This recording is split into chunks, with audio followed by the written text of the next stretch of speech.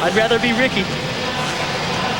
We'll see if you're right as the cameras zoom in on 4 and number 1. We are set for round number 5 of 250 action. Jeremy McGrath gets the lead, and Carmichael has a difficult start. Jeremy McGrath securing the lead, and right there behind him is number 23 Nick Way and Ezra Lusk. Kevin Windham in fourth. This might be a little bit of a peek into the future of this series. McGrath does what he has to do when he has to do it. This is huge. Look at Carmichael, buried in the pack. If he can even see McGrath pretty soon, I'll be surprised. By the time he can get into second, Jeremy should be gone. He's in ninth, similar to how Jeremy had to react last week. Yep. Yeah, roles reverse. See how Ricky can handle this. Fastest guy doesn't always win. So after the first lap, it's Jeremy McGrath coming across first. Ezra Lusk, Kevin Windham battling it out with Nick Way. He wins that battle. Robbie Raynard, number 17, is next on the list. David Villeman, Ron Cotta, and then Ricky Carmichael in 8th. Check out Windham, though. He rode really fast in the heat race, and he's coming from behind right now, so nerves shouldn't be a problem. He'll be able to apply the pressure. The more slippery the track is, the better for him. That could be the key, the condition of the track, as we go through a 20-lap main event. This is where Ricky's got to be real careful. He can clip one of these guys' back tires or misjudge what they're going to do and ruin his whole main event. He looked on the other side of the track to see where Jeremy McGrath was, and Ricky Carmichael is on the move. Coming off that big triple, what a shot. Well, you know Jeremy's out front right now going, yeah, okay, if I can stay out here and Ricky can't get into second, that's big points that he might not be able to make back up. But that's what Ricky was thinking last week, and Jeremy still got up to second. Jeremy McGrath holding that lead by 1.1 seconds, as you see there. Beautiful block pass Ricky put on Villeman right there. He's getting through the pack. The next guy in his sights is Nick Way, who's not up to the challenge, I don't think, in the pace of Carmichael. He should be able to pick him off. Then his next guy would be Windham. This is not like a heat race with just a very few laps. This is a long one where endurance plays a big part. And Jeremy McGrath has to keep up a fast pace with really nobody pressing him right now. Yeah, Ricky told me he thought this could come down to a physical race because the track is so busy. They're approaching after the triple where Jeremy and these guys are. This is the easiest part of the track, but the only place to rest. So, yeah, these guys can get tired. He might have a 2-point-second lead right now, but I'll tell you, Ezra Lusk is not that far behind. And look at Kevin. Still with these guys. The longer he can stay right there and see Jeremy that close, the better he's going to feel. He's been making some headway. He's getting in better shape. He's working with a new guy. And he's disappointed with his results more than you know. He really wants to get up there and prove that he can run with these guys. He needs it for his own confidence and to show everybody, hey, I'm not out there just riding around. I care about this. Ezra Lusk is picking up some room on Jeremy McGrath, the leader. Number 11 on Team Honda. Boy, would he love to get his third victory here at Anaheim. Jeremy really needs to hold these guys off, though, to get those points on Carmichael. Carmichael already up into fourth. Phenomenal so far. Windham's about 3 seconds back, David, but Carmichael is on the move in fourth as well.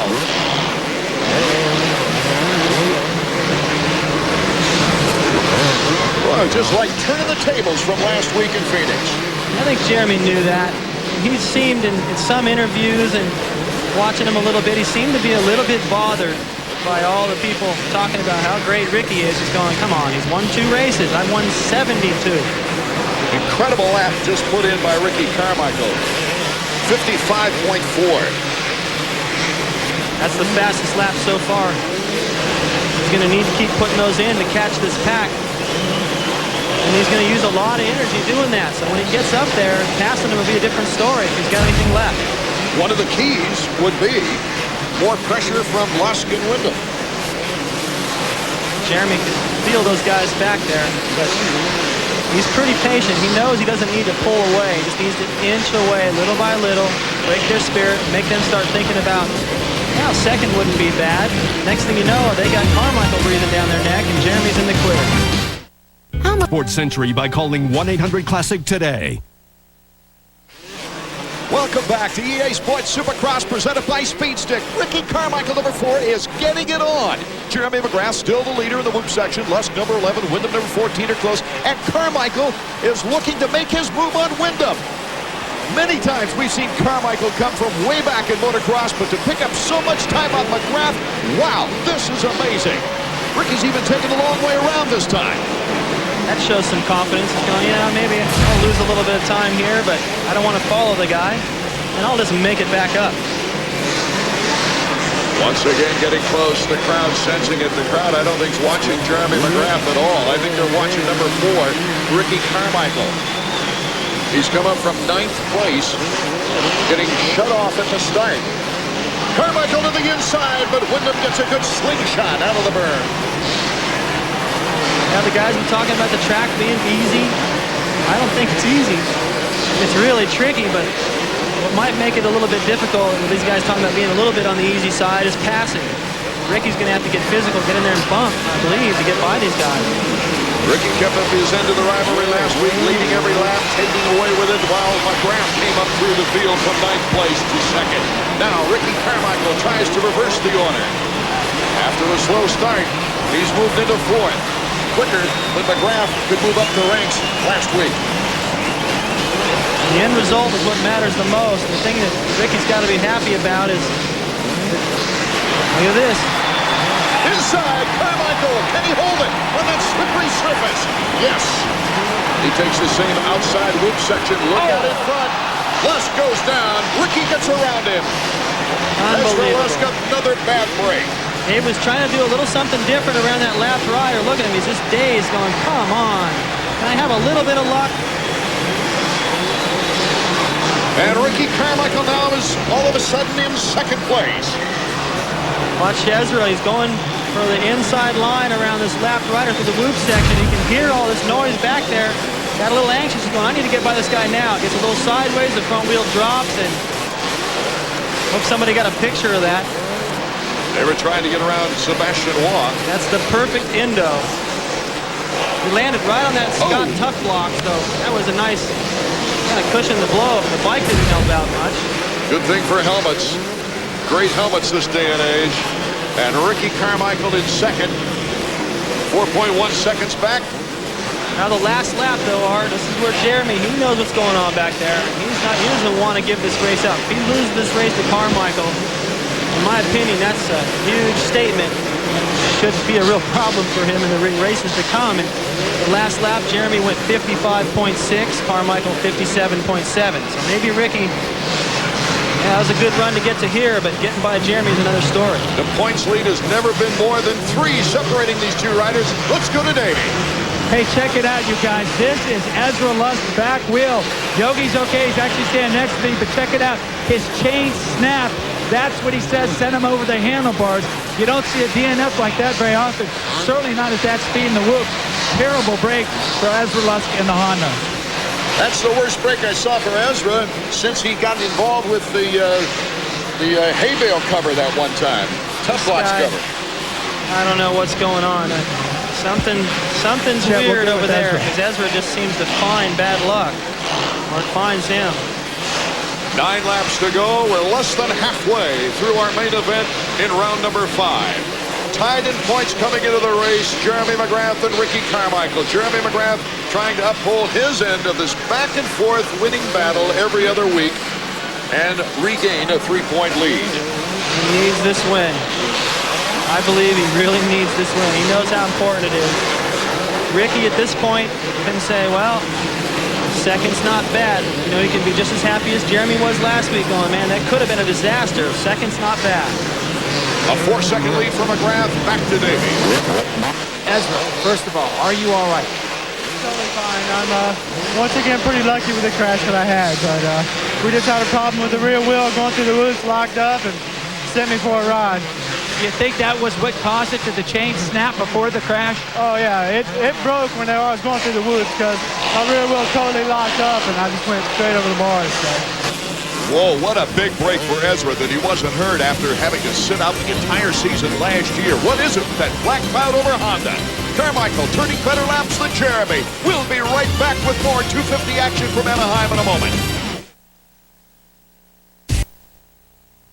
Welcome back to Anaheim, Edison International Field. EA Sports Supercross presented by Speedstick. Number 1, Jeremy McGrath trying to make his way through the lappers.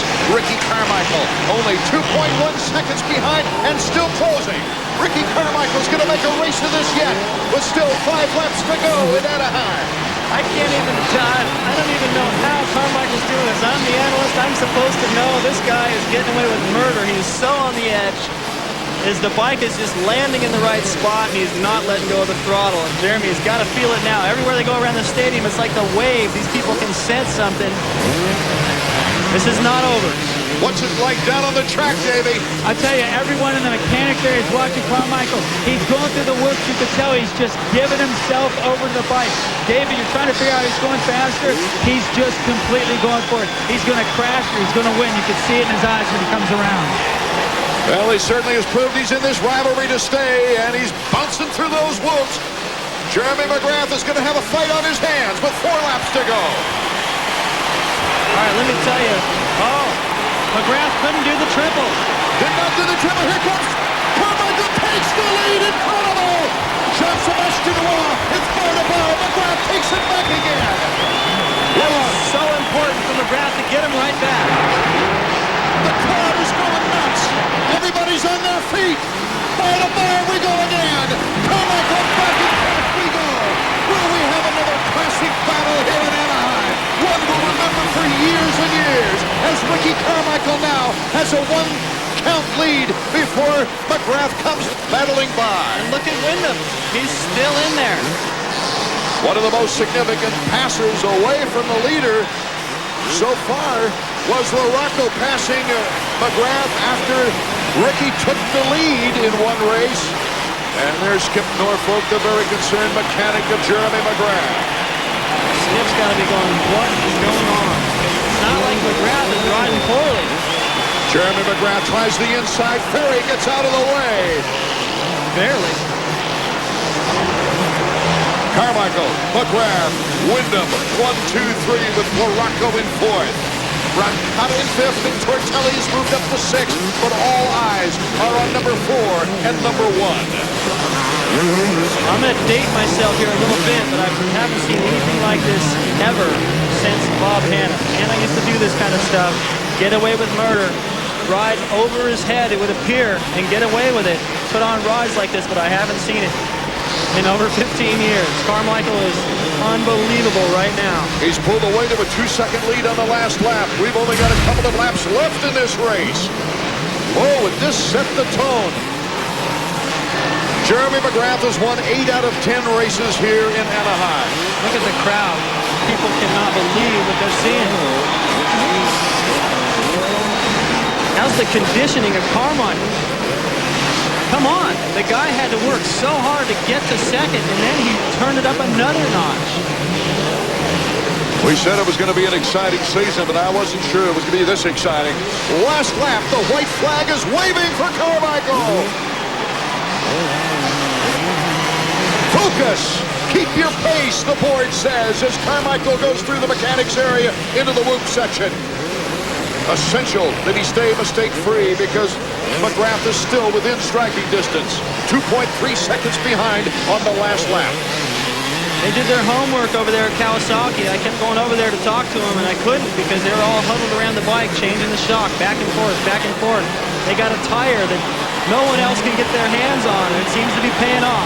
Could this be the first time that a Cowie rider has won back-to-back Supercrosses since Jeff Ward in 1987? The crowd is so respectful of both these young men. Carmichael shaking his fist in the air with a finger up there on number 1. The checkers for Ricky Carmichael. He takes the undisputed lead in points for the first time in his career.